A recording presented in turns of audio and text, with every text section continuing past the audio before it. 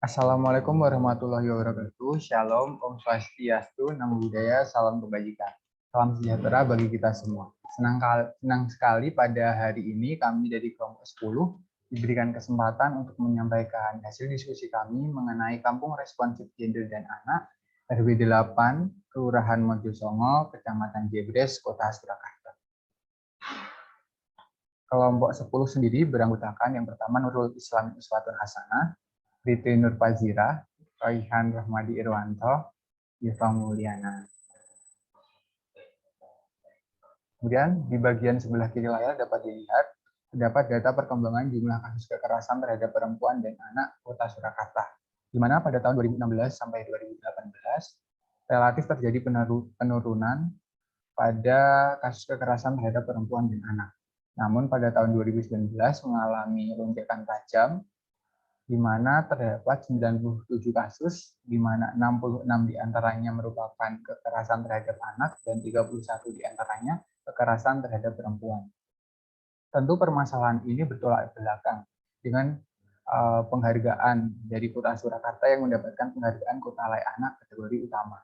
Oleh karena itu, pemerintah Surakarta membuat program dengan nama Kampung Responsif Gender dan Anak, di mana program tersebut dilaksanakan di Kelurahan Mojosongo. Kelurahan Mojosongo sendiri merupakan kelurahan yang memiliki jumlah perempuan kepala keluarga terbanyak, yaitu 727 orang, di mana Mojosongo juga menjadi salah satu dari 5 kelurahan kantong kemiskinan. Kemudian, program tersebut juga merupakan implementasi dari Sustainable Development Goals poin kelima yang berfokus pada kesetaraan gender.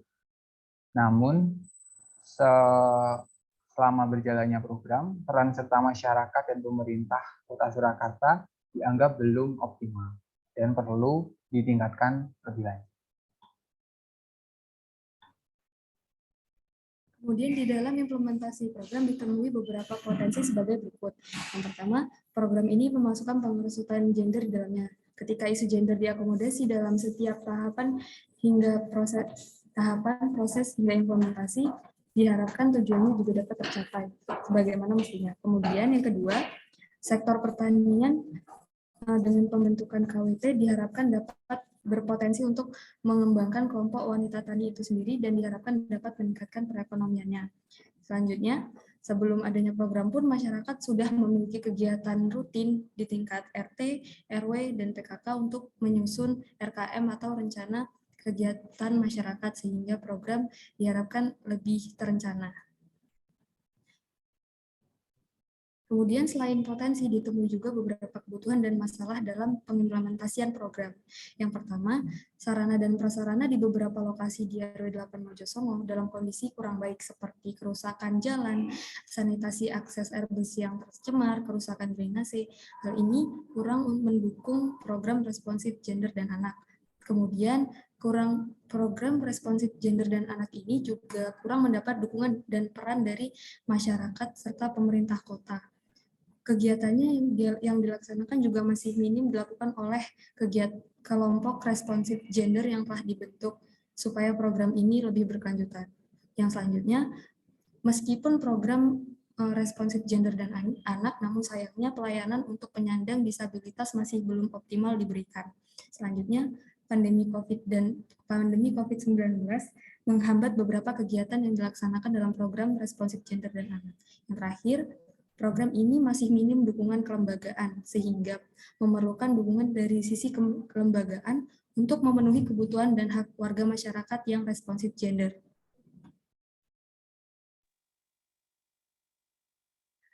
Kemudian yang selanjutnya analisis.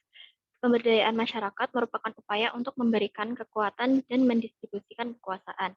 Kemudian dalam Kampung Responsif Gender di Mojosongo ini, pemberdayaan masyarakat yang dilakukan berupa capacity building, yakni sosialisasi mengenai pernikahan dini, KDRT, dan kesehatan reproduksi, serta isu-isu gender lainnya. Kemudian untuk pelatihan dilakukan seperti pembuatan sabun dan pelatihan pemanfaatan pekarangan. Kemudian pemberdayaan yang kedua dilakukan dengan pembentukan kelembagaan, sebab di Mojosongo kelembagaan masih sangat sedikit. Dan kelembagaan ini juga merupakan salah satu upaya mendistribusikan kekuasaan, yakni pada dimensi generatif di mana inisiasi dari dinas pemerintah, dinas P3A Surakarta melibatkan masyarakat untuk mengatasi permasalahan gender. Kemudian untuk partisipasi, level partisipasi yang ada dalam pemberdayaan ini masih pada tingkat degrees of tokenism, tepatnya di level Blackesen, sebab masyarakat sudah melakukan kegiatan atas sukarela, sudah mengetahui manfaatnya, sudah memiliki keinginan untuk berpendapat, tetapi masih belum semua pendapat itu dapat diterima. Selanjutnya.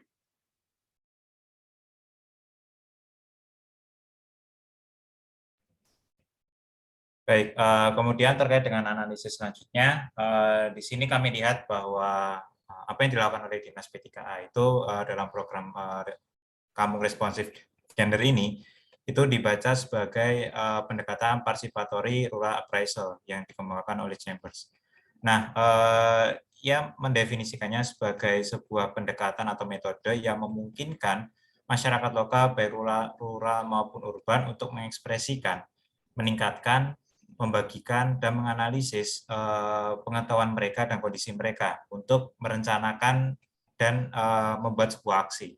Nah, ini juga dapat disingkat, dapat dikatakan bahwa mereka ini mempelajari kondisi dan kehidupan mereka sendiri dari, dengan, dan oleh masyarakat desa.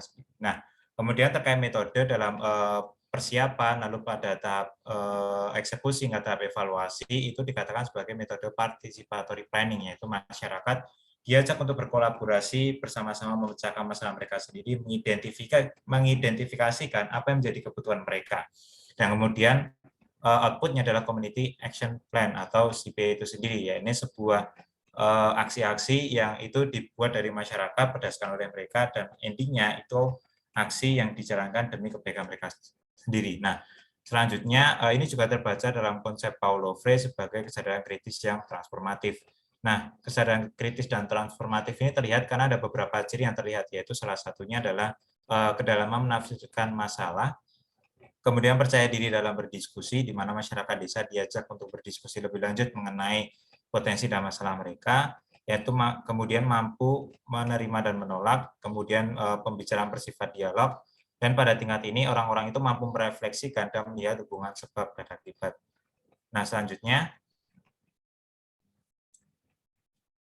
ini adalah beberapa potret terkait dengan program-program yang sejatinya masih belum terlaksana secara optimal, yaitu salah satunya adalah partisipasi para penyandang disabilitas. Next. Nah, oleh karenanya terdapat beberapa masukan yang dapat diambil, yaitu salah satunya memasukkan pelayanan penyandang disabilitas secara optimal dalam program responsif gender dan anak. Dan yang kedua, membutuhkan sebuah program yang sejatinya mampu meningkatkan lebih partisipasi masyarakat secara menyeluruh. Ini sejatinya sebuah langkah-langkah yang dapat ditempuh untuk memaintain agar program Kampung Responsif Gender dan Anak ini dapat berjalan berkelanjutan. Sekian, terima kasih. Apabila teman-teman ada pertanyaan, silakan saja untuk menuliskannya di kolom komentar. Kami mohon maaf apabila terdapat beberapa kesalahan dalam proses wawancara tadi. Sekian, terima kasih.